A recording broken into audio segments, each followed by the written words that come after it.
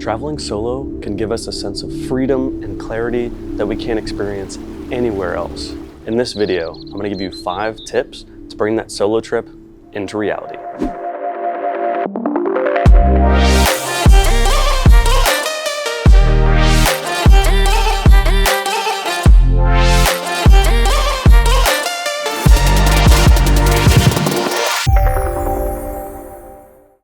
Hey friends, if you're new here, my name is Michael. I'm a former registered dietitian turned salesperson, then turned business owner. On this channel, we talk about business, mindset, traveling, personal growth, and anything that can help us live happier lives with less stress and more freedom. The first thing we should cover is, why should you solo travel? When you travel solo, you can do whatever you want, whenever you want. You want to go to that restaurant because you're hungry? You just walk out the door and go to the restaurant. You're in the mood for some coffee? Just walk over to the coffee shop. You want to go work at a coffee shop? Just go walk over there. You don't have to wait for anybody. You don't have to wait for any plans. You can just do whatever you want, whenever you want. It is such a sense of freedom. Another huge point is conflicting desires with other people. When you travel with others, they might really want to go do something, but you might not. And they might be like, come on, please do it. And then you're like, all right, well, you go do it. And it depends on how long that activity is. It could be 1 hour, it could be 4 hours, but that's a huge chunk of time you're spending on a trip doing something that maybe you're not interested in. And if you only have 2 or 3 days on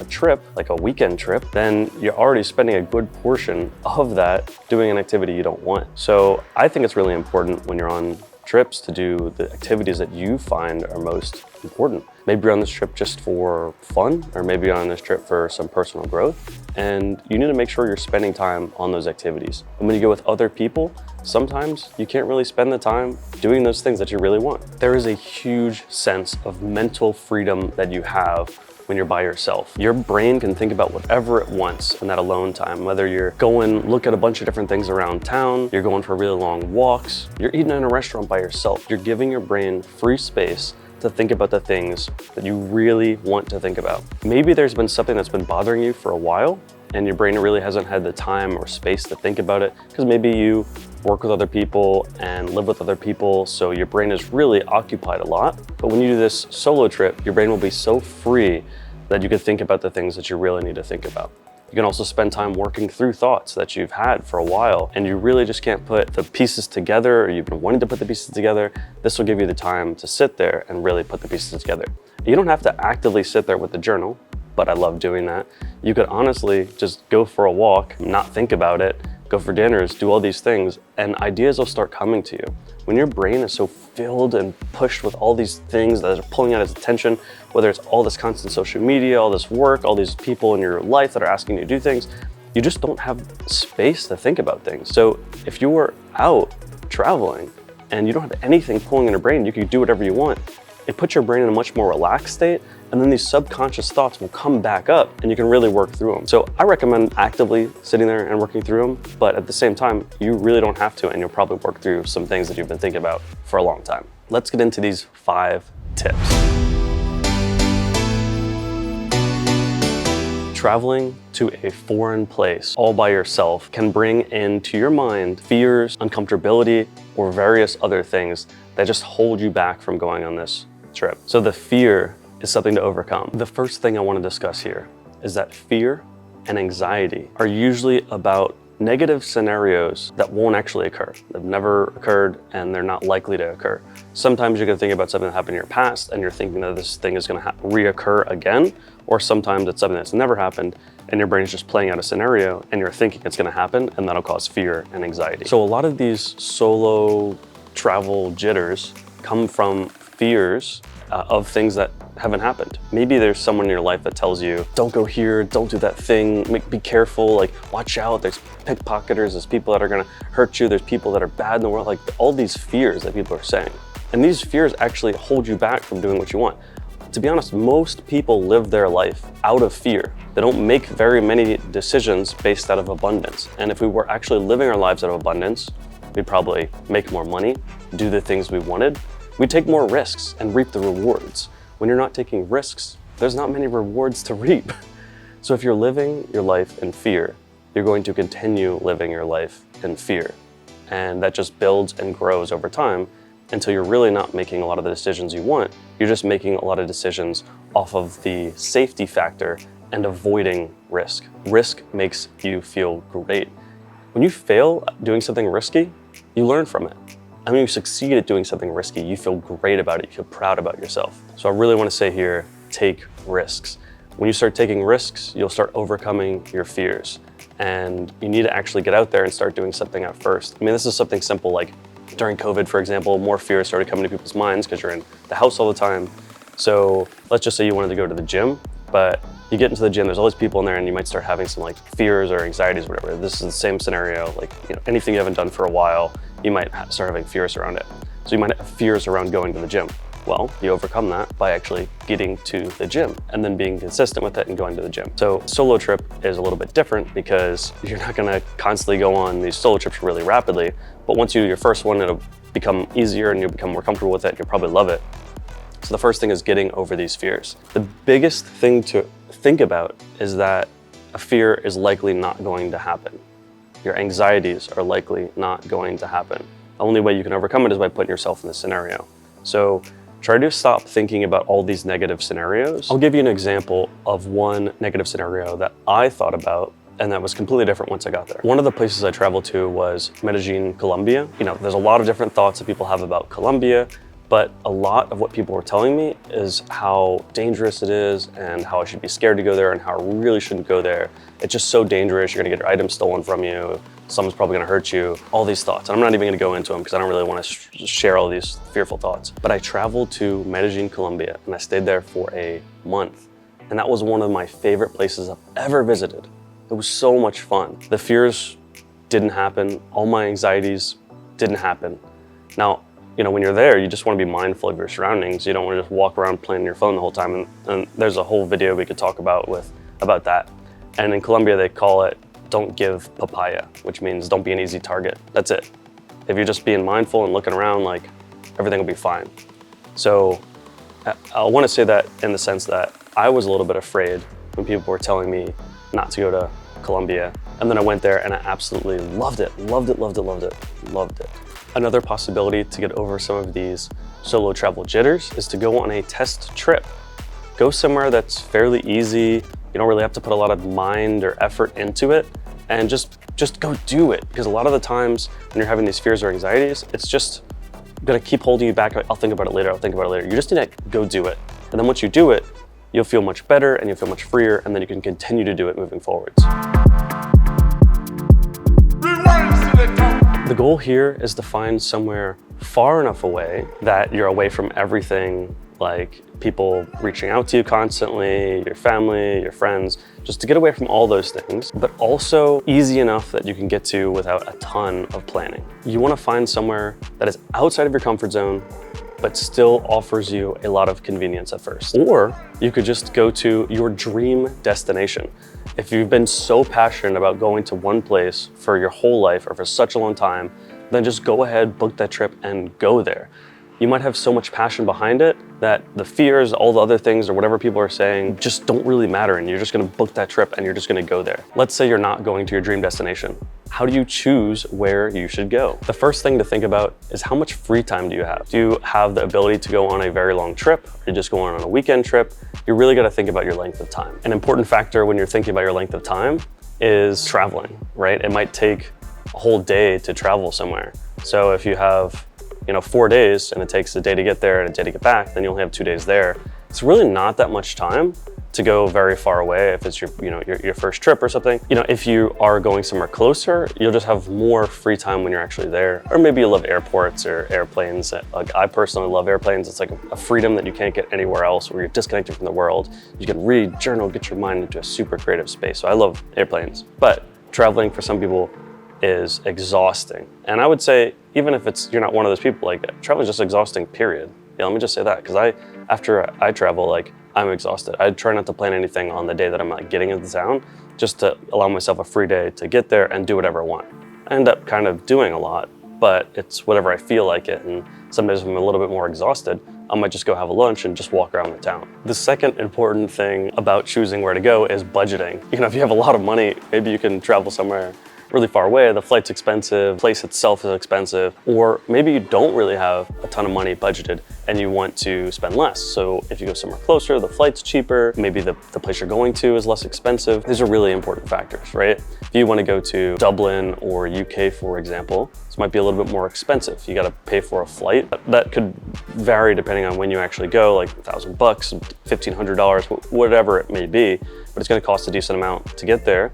And then Airbnbs or hostels might be expensive, or wherever you stay might be fairly expensive. On the other hand, if you go somewhere like Asia, an Airbnb or a hostel might be very inexpensive, though the flight might still be pretty expensive, $1,500 or something like that. And if you're somebody who really loves to look into flight stuff, you could tell you can find flights that are much cheaper, and you could also find flights that are much more expensive. Or you could go somewhere like Central America if you're in the States, and all these examples I'm kind of talking about if you're in the States. You could go to Central America, and because that's closer, the flight will be cheaper. Like you can fly to some countries for like $300, and the cost in Central America might be a lot less expensive than you think for food, for everything. So you're gonna have very low cost for actually buying all your food and all your items, and you're gonna have low cost for accommodations as well.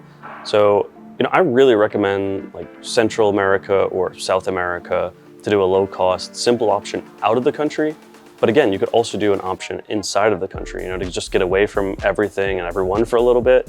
You just go to another state that's oftentimes less expensive for the flight or the travel, but actually staying inside of the States is expensive. I remember on a trip to San Francisco, I got the salad in a box and it was like $20. And I was just like, oh my goodness, this isn't even that great of a salad. And I'm in Costa Rica eating a really like big, delicious, amazing meal with a fresh mango smoothie for like $9. And I could eat every meal like that in Costa Rica.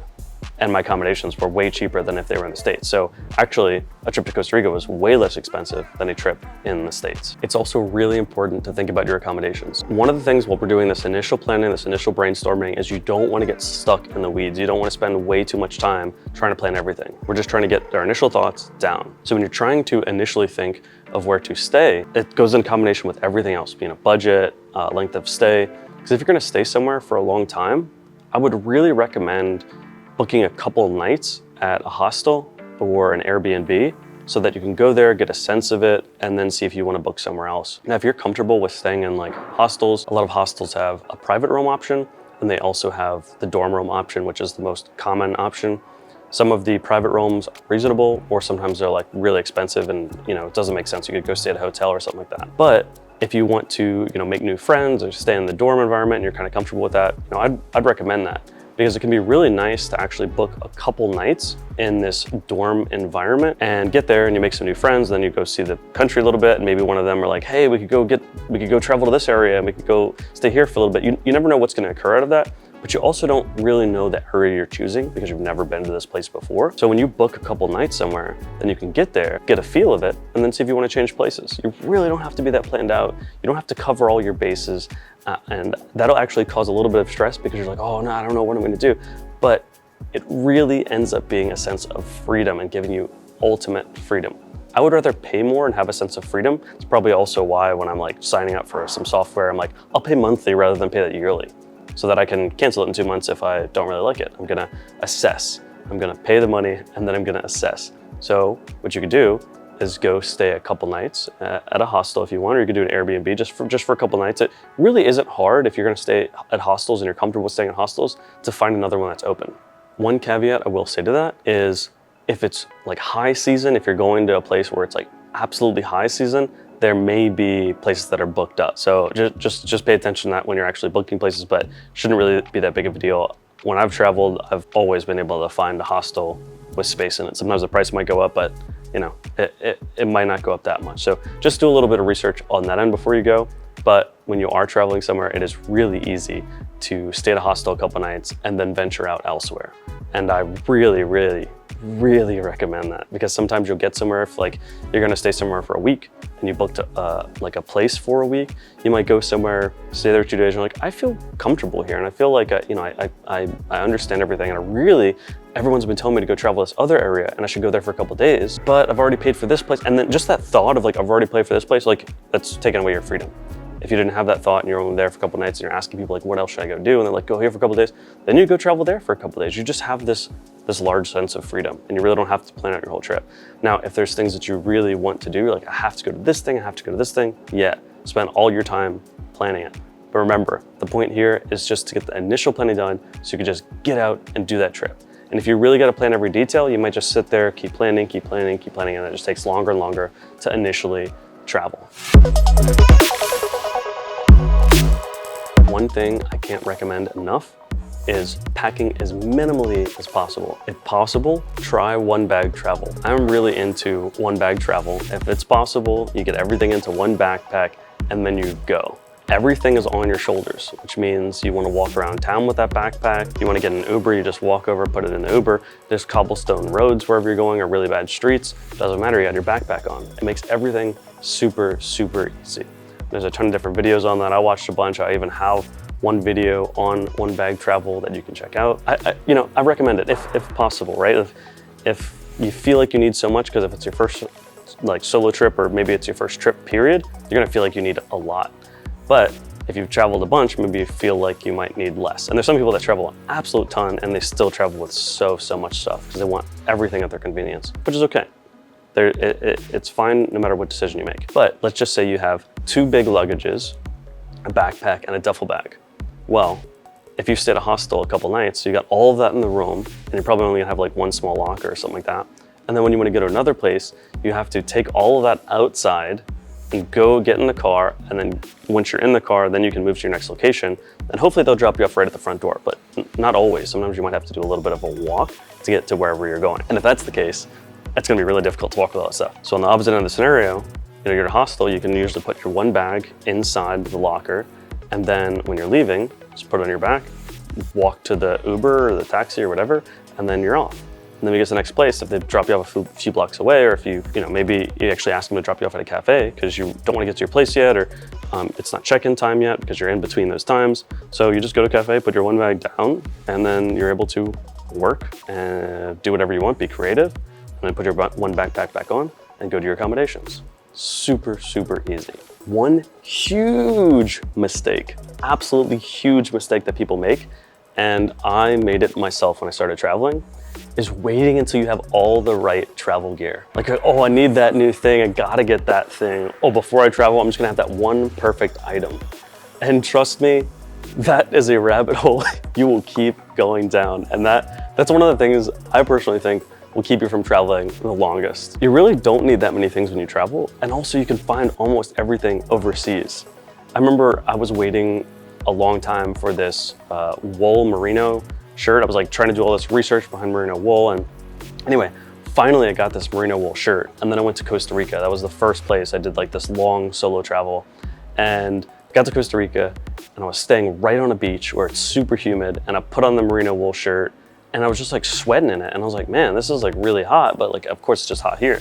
And then I started wearing other clothes, and I bought like a new tank top there and stuff, but then I started wearing all the stuff I bought there because it was like, comfortable for that weather.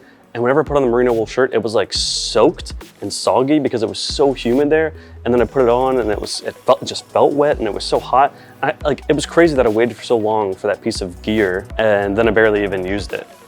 And there's other scenarios like that, for example, but don't wait for that gear that you really think you need, because you can get everything there. Sometimes it might even be cheaper to get there, or maybe it's just a little bit more expensive. But still, it's better to pay a little bit more money than to sit around waiting for weeks or months before you actually go on that trip you really want. So stop waiting around for those items and just book it. Tip 4 is for when you're actually at the airport and you are about to leave. Okay, let's say you get to the airport a little bit early, which I always recommend getting there early, because you could just read or watch some videos or whatever you want to do and just relax in the airport. There's no reason to just like cut the time really close. So get to the airport early. I love saying do this stuff at the airport because sometimes I'm not thinking about it beforehand. I'm like too busy doing whatever I'm doing, but you can really do this at home if you want to do. So these are just some items to make sure you're doing before you actually hop on the plane. Get your content ready. Whatever content you're going to be consuming. If you just want to watch a bunch of movies, download them. You want to watch a new season of that show, download it. You want to read books, make sure you bought a couple books, whether they're physical books or whether you download them on like a Kindle or iPad. Personally, I like to download the books beforehand because carrying physical books takes up space. I like doing minimal traveling. So whenever you bring like a physical book, it just is gonna take up more space. So if you do like a tablet, if you're already gonna travel with a tablet, having the books on there just makes it easier. You know, like, a lot of minimalism and minimal traveling is trying to have items that can do multiple different functions. I personally love Google Maps, like I wouldn't use anything else, but on Google Maps, there is a function for you to download a map of a location so that you can use it offline. I really recommend that because if you're going to another country or if you're not gonna have internet at some point in time or a connection to data, then you're not really gonna have a map to find directions or anything, and you're gonna be a little bit lost. You can download that map. That'll make it easier for when you're there and you don't have connection, you can just look at your map and get around. I was in Costa Rica for 2 months and I didn't get a SIM card when I was there. I just didn't feel like getting a SIM card and I had an offline map. I looked at it sometimes, usually I just like walked around, did my own thing, or would talk to people, or maybe I was on a bus or something and I just like zoom in to the map. The GPS function works regardless. The GPS is not using data. GPS is always gonna work on your phone. So if you have a map downloaded offline, it will still put your GPS dot and show you exactly where you are. I recommend for your first trip to plan out how you're getting from the airport to your accommodations, because a lot of times you might be a little bit scared of like how you're gonna get there, and it just might be fearful if you're visiting a new country, and just all these scenarios might run in your head. So if you already plan that out, you'll feel very comfortable with it. It could be a train, it could be a bus, but if you're trying to do something like that, you're gonna wanna maybe read an article on it. So it says, hey, you leave the airport in this area, and then you get on the train right here, and this train will let you off at this stop. If you do that, you'll have all the knowledge under your belt to make you feel comfortable getting from the airport to your accommodations. And that'll really help. Like that's one of the points that you're gonna have a lot of fear that comes in if you really haven't done trips like this before.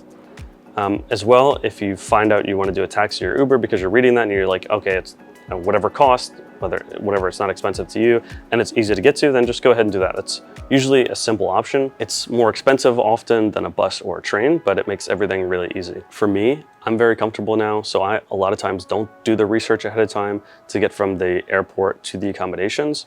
In Dublin, for example, I got off the airplane and I was like, should I take a taxi? I looked at my phone and I'm like, well, I can't really figure it out, right? Like sometimes when you're trying to get an Uber, it'll show you some other area, it'll say meet at this area, and you're looking at signs and like none of the signs are telling you. So I just put my phone away, walked over to the taxi area, and then took a taxi. And it was 10 pounds cheaper than what the app Uber was saying. So actually, it was less expensive. And I've had other friends tell me that same experience in Europe where they just walked over to a taxi and paid the taxi rather than going through Uber, and it was a lot less expensive than what Uber was telling them. So you could always get a taxi. There's sometimes you might be a little bit more worried if you're traveling to a country that you feel unsafe in, you get a taxi first thing. It's probably still gonna turn out fine. But if you do something like Uber, then you're gonna have the ratings there to make you feel more comfortable. You do a train, you're gonna feel more comfortable because it's like part of a system. So these things are gonna make you feel more comfortable. Again, what you're trying to do here is just lower any potential fears that may come up so that it's just easier for you to do. You just wanna take away as many fears as possible so that you can get from A to B as quickly and easily as possible.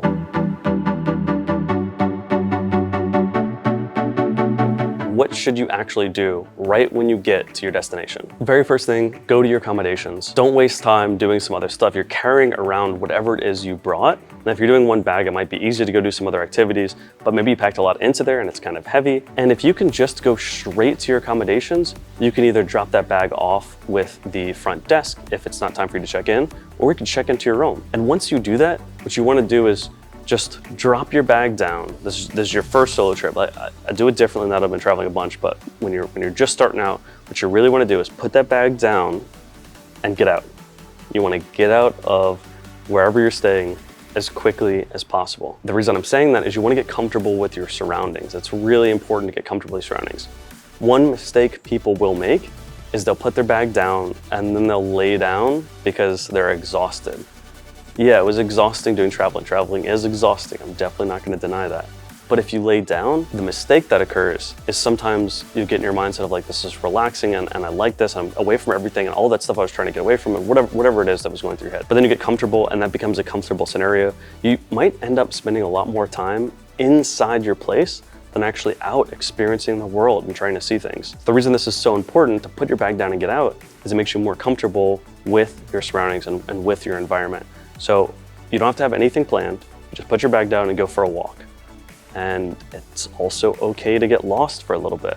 Like, you know, when you go out for the walk, try to like remember where you're going and stuff like that, but it's totally okay to get lost. Sometimes getting lost is one of the best things that you can do for your mind. And don't go into some area that you're not supposed to go into or something like that, but just go walk around wherever it is that you're staying. By doing that, you're gonna see the streets, you're gonna see the cafes, you're gonna see the restaurants, you're gonna see wherever it is that interests you that's close by, and it's gonna make you feel comfortable with the environment. So if you just lay down, for example, then eventually when you get the energy to go out, you're really not gonna know the environment, you're not really gonna know where to go, you might feel uncomfortable, maybe it's nighttime and fears will start coming into your head, like I don't really wanna go out at night, so I'm just gonna spend the whole day inside, which also goes into another tip here, which is try to arrive at your destination if you can plan it, either in the morning or midday. You just wanna make sure you have a lot of hours of light that are still ahead of you. You know, if you get in late at night, then you wanna put your stuff down, you might not wanna go explore. I just think it's safer and easier and nicer, especially in your first trip, to just get there when you know there's gonna be a lot of light outside. So then you can put your bag down in your room and then just go explore, and it's so bright outside that it's just like, you know, it's daytime. You feel more comfortable in daytime regardless, or most people do. So you go explore, and then whenever you're done that, whenever you feel like you're getting done exploring, or maybe on that walk you saw something you really wanted, stop there. Go to the place that you feel like going to. You're just trying to feel it out. The reason I say this is some people will spend a lot of time choosing or trying to plan exactly where they wanted to go. And so that's just another thing that's gonna take even longer. And I personally really don't love looking at my phone and trying to plan everything. I love walking around and kind of feeling like I'm an adventure constantly and talking to people in places that's, you know, we could talk about that kind of stuff later. So you're just walking around and you see a place that you want, and then you go there, whether it's a restaurant or a cafe, and just relax. Just do whatever it is you want to do, or whatever it is you want to think about. And this will help you get more comfortable with the environment as well, right? So there's two pieces. One is walk around the environment, you're getting comfortable with a lot of the surroundings. And the second one is sitting down somewhere. And maybe you sit down at places by yourself already, just in your typical life, and you can understand that can bring a sense of calmness to you, but maybe you don't. Because I know for some reason there's a lot of people that don't feel comfortable eating alone or going to a coffee shop alone. To me, that's a little foreign. If that's you, like, let me know. I'm kind of curious on that, but I'm very comfortable doing those things. But I think it's important to go sit at a place by yourself, because if you're less comfortable with it, or if you're just very new to solo traveling, it's another factor that'll help you feel comfortable with your environment, because you can sit there and people watch. Everyone loves people watching. But yeah, if you're sitting there people watching, it adds a different level of comfort, right? Like if you're walking, you're getting used to the environment, and then when you're sitting there, you're getting used to the people. And that's also another factor that gets you used to the environment as well. And when you're people watching, I mean, don't like turn your head like staring at everyone, just like, you know, sip your coffee, read a book, look at people, like whatever you want, just relax. And those two pieces will help you feel a lot more comfortable with the environment, right, when you get to your destination. Okay, to sum everything up, the thing that keeps people back the most from actually make this solo trip possible is just the thoughts that come up in your head. The new thoughts about whether it's travel gear, or whether it's planning, or whether it's fears. Whenever these things pop into your head, it's just something else to think about. And maybe you got a lot going on in your life, so you say, I'll think about it later, or I need to wait till I get this thing. And that's just a waiting and waiting and waiting. It's really just making you wait longer. That's the biggest challenge behind actually making this trip possible. Once you do it, you're not gonna wanna go back. Once you try solo traveling, you're gonna be like, why was I traveling with anyone else in the first place? Like, this is so much freedom. Like, I can do whatever I want. It's going to be such a sense of mental clarity and freedom that you really haven't experienced anywhere else. So don't sit there and keep waiting for your first trip, or to wait for the things that you think you need before the trip. Just book it and go on that journey. Thank you so much for watching this video. It means a lot to me. And if you want to watch more of this, I'm gonna put a square somewhere on here that shows the latest video that I've released. So you can go ahead and click that. Also put a playlist here of other traveling things so you could watch that too. And I would really appreciate it if you liked and subscribed to this channel. That will help me out a ton and help other people that want to see the same kind of content find this stuff. Anyway, I'll see you next time.